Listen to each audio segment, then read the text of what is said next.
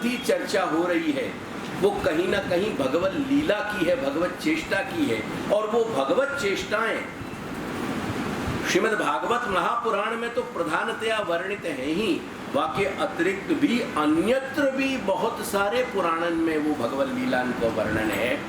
अगर पुरुषोत्तम सहस्त्र नाम को तुम सही ध्यान पूर्वक अगर पाठ करते हो तो वाके अंत में श्री महाप्रभु स्वयं भी कहें कि कुछ नाम मैंने केवल भागवत सु नहीं अन्यत्र पुराणन में सु भी लिए। ख्याल आयो ना, ये बात तो समझियो करके पौराणिक शब्द को अपन को व्यापक भगवत कथा के, भगवत विषय के, जो भगवान के स्वरूप गुण धर्म लीला इत्यादि हैं और भगवत संबंधी उनके कोरिलेटेड, जैसे कोई एक बहुत बड़ी इंडस्ट्री कहीं कोई एरिया में आवे तो वह इंडस्ट्री में जितने भी प्रोडक्शन के लिए जो मटेरियल, जितनी भी जरूरतें होंगे ना, वहाँ के लिए छोटी छोटी कोरोलरी इंडस्ट्री, वह इंडस्ट्री के आसपास जो है वो मशरूम होने लगे, ग्रूम होने, वो बनने लगे। तो एक बड़ी इंडस्ट्री के कारण सु 50 सैकड़न छोटी छोटी जो कोरोलरी इंडस्ट्री है वो डेवलप हो जाएंगी। ख्याल आयो? ऐसे ही भगवत कथा के यानी पुराणन को जो निर्वचन है वहां में भी ऐसे बहुत सारे विषय पठन पाठन करने के लिए वाकई आनुषंगिक काम है। ऐसे ही कथान में बहुत सारे कोरोलरी रिलेटेड टॉपिक आम हैं। अभी बात इन 3-4 दिन पहले यानी प्रश्न पूछो तो कि राजान के वंश को क्यों कथन है, वो राजान को वंश के कथन भी जो है कहीं ना कहीं इनडायरेक्टली कोरोलरी इंडस्ट्री की तरह मेन इंडस्ट्री से यानी मेन मुख्य भगवान श्री हरि की कथा से जुड़ रहे हैं। यानी पुराण के वक्ता को मतलब है भगवत विषय में शास्त्र की बातें जान के समझ के कहने वाले लोग। मेरी बात समझ में आई? ये क्यों कसरत कर रहे हूं मैं? पौराणिक को मतलब ये नहीं है कि खाली पुरानी शब्द तुम्हारे जैसे गुजरात में आते तो वो पुरानी शब्द कह के वो भूल जाए। पुराणी को मतलब है, पौराणिक को मतलब है कि जो हमको हमारे शास्त्र की कुछ बातें कह रहे हो। अब यह विषय में थोड़ा मेरी बात सुन लो। वो एक तो कुल्या यानी नहर और नहर के बाद नाली। पौराणिक अर्थात पुराणों की कथा सुनाने वाले नहर की तरह होते हैं। नहर का जल स्वयं आत्मनिर्भर नहीं होता। नहर को जल जो है ना वो इतनो वो अपने आप नहीं कहीं से और लाया जाए, बाकी अंदर स्वयं भरोभर नहीं होए। तो जैसे महापुरुष और शास्त्र के वेद शास्त्र के जो महापंडित होंगे उनमें वो सब स्वयं को एक एकत्रित हो गए, भरोभर हो गए। ये पौराणिक कहीं से लाभ है। नहर की तरह नहर का जल स्वयं आत्मनिर्भर नहीं होता किंतु किसी बड़े जलाशय से जुड़ा हुआ होता है। समझ में आ रहा है मेरी बात? इसी तरह पुराण या पुराण आधारित जैसे वर्तमान समय में मुख्यतया श्रीमद् भागवत की कथा सुनाने वाले वक्ताओं का भाव, तुम्हारा गुजरात चांदी की टकसाल है, जा कथा की रोटी वहां नहीं चले ना, वो तुम्हारे गुजरात में आके करोड़पति बन जाए कि क्योंकि तुम्हारे जैसे टोपी पहनाने वाले श्रोता मिले नहीं है वहां कहीं। तो वो भागवत की कथा सुनाने वाले, यानी मैंने ये तुमको प्रत्यक्ष उदाहरण दी। जलभेद एक शास्त्र की कल्पना नहीं है, हमारे जीवन में यकी एप्लीकेशन आनी चाहिए। वक्ताओं का भाव स्वयं उनका न होकर केवल कथा कहते समय, यानी ये कथा कहवे के वक्त में अगर कोई जेन्युइन कथावाचक भी है, ड्रामा करने वाले तो बहुत हैं जिनके ड्रामा के चक्कर में तुम लोग अपने जेब ढीले करो, पर कोई जेन्युइन भी होएगा ना, वाकु कथा के समय ही केवल आवेश आवे और वो भगवत भाव पूर्वक कहीं कुछ कह पावे। कहते समय ही कथा के कथनीय विषय के कारण उन प्रसंगों से आवेश युक्त होता है। अतएव उनके हृदय में उठते हुए मनोभाव भी केवल तात्कालिक हुआ करते हैं किंतु वे सर्वदा उनमें नहीं रहते। ये समरी हो गई मेरी कुल्या की तुम्हारे। अब देखो नहर की बात सुनो। अपने घर परिवार के पोषण हेतु, आगे जो नहर की बात है ना वो कह रहे हो, और वो नाली की, अपने घर परिवार के पोषण हेतु। मैंने यहाँ की कॉन्सेप्ट वही है, भाषा वो बोल रहे हो जो तुमको वर्तमान में एप्लीकेशन में आवेगी। घर परिवार के पोषण हेतु या व्यावसायिक दृष्टि बिंदु से अथवा यश की कामना से जो कथा करते हैं वो खेतों को सींचने के लिए छोटी छोटी नालियों की तरह होते हैं। खेत की नालियों का मुख्य प्रयोजन सर्वत्र जल पहुंचाकर उपज बढ़ाना होती है। उसी तरह ऐसे वक्ताओं की भगवत कथा का परिणाम वक्ता और श्रोता दोनों के लिए संसार अभिनिवेश के रूप में ही प्रकट हुआ करता है। उनकी कथा सुन के और वो भी कथा कह के उनको भी संसार बढ़ेगा और अपन को भी संसार बढ़ेगा। करके सबसे बड़ा डैमेज क्या हो रहे हो कि तुम अचिंत्य महात्म्य धारण करने वाले यशोदोत्संग लालित को लाला कहते हो गए। तुम्हारी मूर्खता वाकु लाला तक ले आई। वाके बंटा भोग को तुमने जो है नाश्ता को बॉक्स बना दिया। ये परिस्थिति आज की जनता में आ गई। तुमने अभी लेटली मुकुंद ने कुछ बात बताई थी अभी तो 4-5 दिन पहले कि श्री प्रभु के तनिया को वाले अंडरगारमेंट लिखे।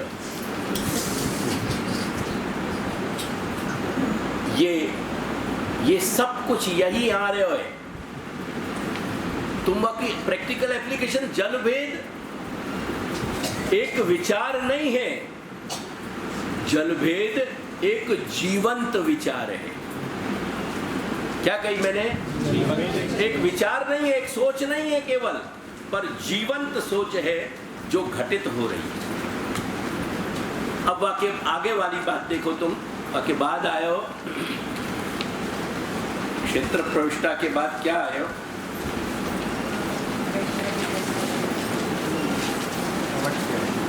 वेश्या इत्यादि को उदाहरण आयो। अब आपको समझो, देखो वेश्यादि संहिता थोड़ा मेरे साथ समझने को प्रयास करियो, और अगर यहाँ में वास्तविकता लगती हो तो जेन्युइनली स्वीकार करियो, क्योंकि मैं सत्य कहूंगा। तुमको सुनना पसंद आता हो कि नहीं आता?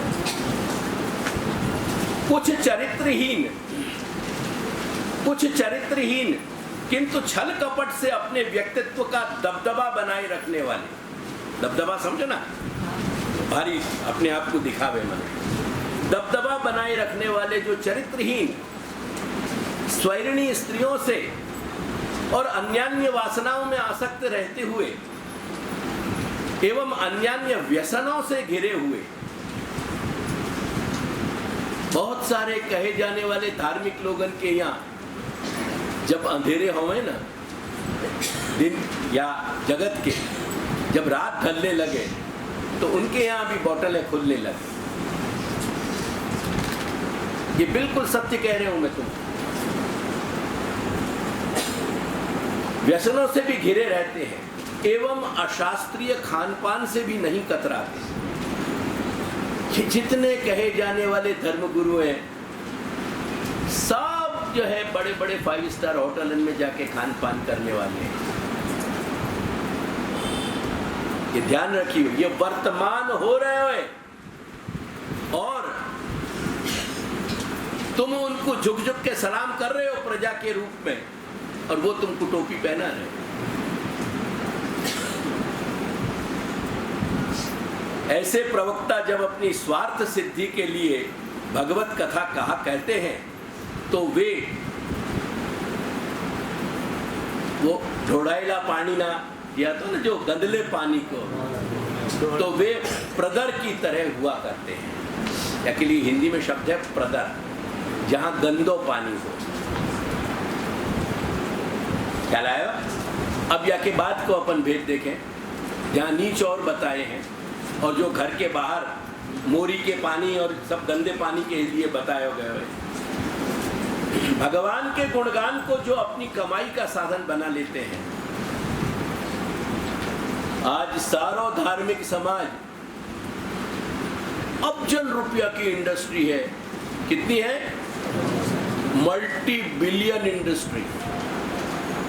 रिलीजियस इंडस्ट्री जो है ना, वो मल्टी मिलियन नहीं है, मल्टी बिलियन इंडस्ट्री। और यहाँ के जितने भी धर्म के ठेकेदार जो शेयर होल्डर्स हैं ना, उनके लिए ये ब्लू चिप कंपनी है, क्योंकि यहाँ के शेयर को भाव कभी नीचे गिरे नहीं है।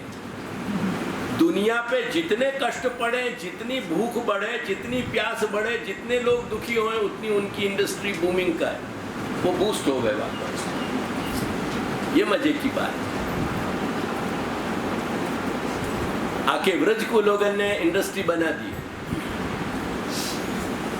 भगवान के गुणगान को जो अपनी कमाई का साधन बना लेते हैं और भगवान नाम का विक्रय करने से जरा भी नहीं झिझकते, ना ही उन्हें शर्म आती है और ना ही कभी उन्हें ग्लानि का भाव उत्पन्न होता है, ऐसे भगवान नाम का विक्रय करने वाले गायक, कीर्तनकार और कथाकार घर के बाहर गंदे पानी के लिए किए हुए गड्ढे की तरह होते हैं, जिनके जल का स्पर्श होना भी अशुद्धि कारक माना गया है। इसी तरह उनके मुख से सुने हुए भगवत गुणगान या कथा भी श्रोता को अपवित्र बना देती है। श्री महाप्रभु ऐसे वक्ताओं को गर्त यानी गंदे पानी का गड्ढा कहते हैं। ये सारी समिंग अप करी है, एप्लीकेशन में समझ में आ रहे, नहीं तो थोड़ा कहीं एब्स्ट्रैक्शन लगे। अब यहाँ के बाद देखो हृदय, वो सुनो। नदियों के जल से कैसे जैसे कहीं बड़े जलाशय बन जाते हैं या कभी प्राकृतिक रूप से स्वयमेव ऐसे जलाशयों का निर्माण हो जाता है, उसी तरह भगवत शास्त्र, श्री गीता, श्रीमद् भागवत एवं पांचरात्र आदि भगवत वाणी के निरंतर अभ्यास से जिस वक्ता के हृदय में भगवत भाव का विशाल जलाशय सा भर जाता है, ऐसे बड़े जलाशय न तो धूप के कारण सूखते ही हैं,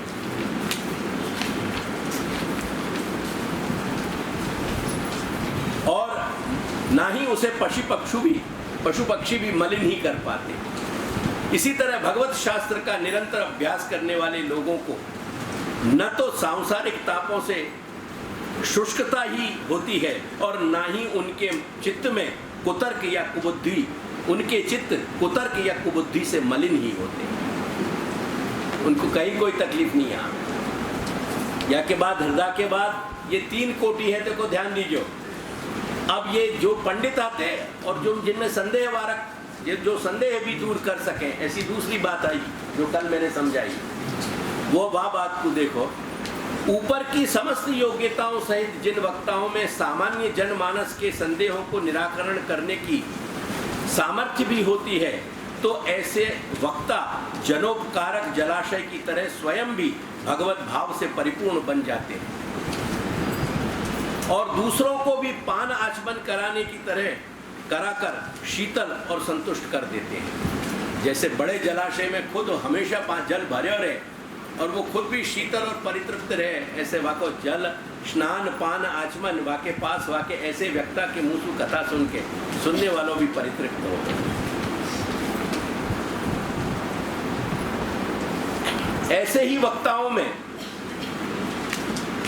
पुष्प वाला जो सरोवर है, वो कमल के उपर्युक्त शास्त्राभ्यास एवं संदेह वारकत्व के साथ साथ जब भगवत प्रेम भी जागृत हो जाता है, तो इन वक्ताओं का व्यक्तित्व शीतल मधुर जल के पुष्प खिले हुए सुरम्य सरोवर की तरह बन जाता है।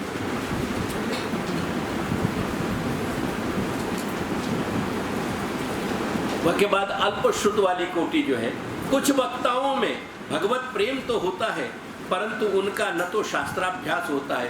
ये तीनों श्रेणी उत्तम बताई हैं अपने यहाँ, जो मैंने अभी कह दी। कुछ वक्ताओं में भगवत प्रेम तो होता है परंतु उनका न तो शास्त्राभ्यास होता है और ना ही उन्होंने महापुरुष के सानिध्य में रहकर विपुल श्रवण ही किया होता है। ये वो भाषा बोल रहे हूँ कि जो 2 दिन में तुमको न समझ में आई हो। तो ऐसे वक्ताओं का व्यक्तित्व अल्प जल राशि वाले छोटे तालाबों की तरह बन जाता है, जो यदा कदा दुस्संग से दूषित भी हुआ करते हैं, और जैसे उस छोटे तालाब को पशु पक्षी भी कभी दूषित कर देते हैं, वो ज्यादा जनोपयोगी नहीं हो पा। ख्याल आ रहा है? ये बात ख्याल में आ रही? तो मैं कुछ डेवलप करके तुमको प्रिंट फॉर्म में कल दे दो, एट ए ग्लांस या समझ में आ गई। अब या के बाद की श्रेणी गिना रहे हैं कि पंख बहुल, पंख यानी कीच, पंख बहुल तालाबों की तरह जिन वक्ताओं ने न तो शास्त्रीय विषयों का अभ्यास ही किया होता है और ना ही किसी सद्गुरु के मुख से श्रवण ही किया होता है, तथापि जो अपनी निर्मल बुद्धि से धर्माचरण में और कर्मानुष्ठान में लगे रहते हैं, ऐसे शुद्ध वृत्ति वाले वक्ता इन पंख बहुल छोटे तालाबों की तरह होते हैं, जो शीघ्र ही भर भी जाते हैं, लेकिन सूख भी जाते हैं और मलिन भी हो जाते हैं। ठीक है, बात मेरी समझ में आ रही है ना? 15-20 मिनट में मैंने खाली ये समरी डेवलप करी, तो मैंने कहा तुमको या कि पूरी एक एक करके समरी बताऊं। अब तपो ज्ञान आदि वाला जो श्लोक है वो है यहाँ में, केवल तपो ज्ञान ना योग ध्यान आदि वाला आया। जिन व्यक्तियों का मन एकाग्र सा हो जाता है योग, और जो भगवत चिंतन भी कर पाते हैं ध्यान, और जिनमें भगवत विषय को धारणा करने की सामर्थ्य भी हुआ करती है, धारण करने की धारणा, वे वर्षाकालीन जल की तरह हुआ करते हैं। जैसे वर्षा का जल जहाँ गिरता है वहाँ के गुण धर्मों को धारण कर लेता है, उसी तरह यदि ऐसे योग ध्यान धारणा से युक्त वक्ता जब लाभ पूजा के चक्कर में पड़ जाते हैं, तो ये भी बरसात के इधर उधर पड़े हुए जल की तरह अपने आसपास रहे हुए संसारी लोगों का गुण धर्म धारण कर लेते हैं। कल आई थी यही ना, काले आ बात હતી ને, તેઓમાં આ યોગ ધ્યાન વગેરે હોવા છતાં પણ એ પાણી વરસાદનું ઉત્તમ પાત્રમાં પડશે તો ઉત્તમતા બની જશે। તો કદાચિત થયું ને, કદાચ કોઈક વ્યક્તિને એવો સંયોગ થયો કે એનો પણ હૃદય અધિકાર ઉત્તમ છે અને ત્યાંથી એ એવા વક્તાથી સારું મળી ગયું, પણ તેનાથી બધાને તો ન જ મળે, અને તેથી એ જળ જ્યાં જ્યાં વરસાદના કારણે દૂષિત જળ સ્થળોએ પડશે તો પોતે પણ દૂષિત તો થશે। એટલે એવા વક્તાઓ ક્યારેક પોતે પણ દૂષિત થઈ જાય। ये वापस एक आज की भाषा को सार है, मतलब केवल तपो ज्ञान वैराग्य इत्यादि से अपने व्यक्तित्व का विकास करने वाले किंतु भक्तिहीन भगवत कथा प्रवक्ताओं का मनोभाव पसीने की जलबूंदों की तरह समझना चाहिए। पसीना जैसे परिश्रम का द्योतक है, परंतु वह किसी दूसरे व्यक्ति के काम नहीं आता, उसी तरह एक भक्तिहीन व्यक्ति के तप ज्ञान और वैराग्य इत्यादि से की गई साधना भी उस खुद स्वयं के सिवाय किसी अन्य के काम नहीं आती। ओके, अब ये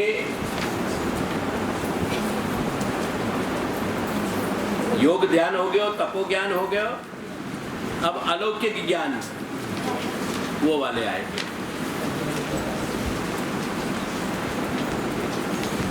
पर्वत इत्यादि से गिरने वाले जल प्रपात या झरनों का जल निर्मल शीतल स्वच्छ मधुर तथा श्रवण दर्शन और स्पर्शन प्रिय होता है। देखने में सुंदर लगे झरना, उनको संगीत सुनने में आनंद आवे, और उनको जब स्पर्श करें तो बड़ी सुखद अनुभूति हो, और उसके व्यवहार से उसके गुण मनोहारी तापहारी एवं सुखकारी हुआ करते हैं। जब अपन झरना के जल को उपयोग करें तो वो मनोहारी होवे, तापहारी होवे और सुखकारी होवे। इसी तरह भगवत कृपा और महापुरुषों की कृपा से जिन्हें भगवान श्री कृष्ण के दिव्य मधुर गुणों का अलौकिक ज्ञान प्राप्त हो जाता है, तब ऐसे वक्ताओं के मुख से भगवत गुणगान किसी प्रपात की तरह मनोहारी, तापहारी एवं सुखकारी बन जाता है। परंतु यह सुखद अनुभूतियां झरने को खोज लेने पर ही होती हैं। उसी तरह ऐसे भगवदियों को खोज लेना भी प्रयत्न साध्य ही हुआ करता है। इसमें कोई और बात है क्या? इसमें कोई और बात है खोज लेने की बात? अब देवात्य उपासनात् भूता, जो वक्ता सकाम उपासक हुआ करते हैं एवं दुर्गा, महादेव, गणपति, भैरव, वरुण, इंद्र या नवग्रहों की उपासना किया करते हैं। ये सब चक्कर बहुत है आजकल वैष्णव में। अभी कोई मेरे से कह रहे थे एक सज्जन कि गुजरात में अपने यहाँ के आचार्य ग्रह स्वरूप ये जो मंदिर है, आजकल उनमें श्री कृष्ण शरणम मम वाले कम और माता महादेव वाले ज्यादा आ गए। यदि ऐसे उपासक यदि कभी प्रसंगोपात कि हम भी भगवान श्री कृष्ण की कथा कह सकते हैं, ऐसा अहंकार करके यदि कथा के वक्ता बन जाते हैं, तो ऐसे वक्ताओं को ओस की जलबिंदु की तरह समझना चाहिए। क्योंकि जैसे ओस के जलबिंदु कहीं से आकर कहीं गिरते हैं, उसी प्रकार अन्यान्य देवों की उपासना करने वाले कथाकार के मुंह से श्री कृष्ण लीला का कथन भी अस्वाभाविक बन जाता है। जैसे स्नान पान में ओस के जलबिंदु उपयोगी नहीं हुआ करते और थोड़ी सी भी धूप निकलने पर सूख कर ओझल हो जाते हैं, उसी तरह ऐसे अन्याश्रयों के मुख से कृष्ण की, ऐसे जो अन्याश्रय करने वाले हैं, उन अन्याश्रयों के मुख से कृष्ण की कथा भी न तो किसी भाव का पोषण ही कर पाती है और जरा सा दुस्संग का ताप लगने पर ओस की जल बिंदुओं की तरह सूख कर उड़ जाती है। इतना ही लिख पाया मैं, आगे के 2-3 विभाजन कर नहीं पाया तो, पर यह कि पूरी ऐसी भाषा में पूरे महाप्रभु को आशय आनो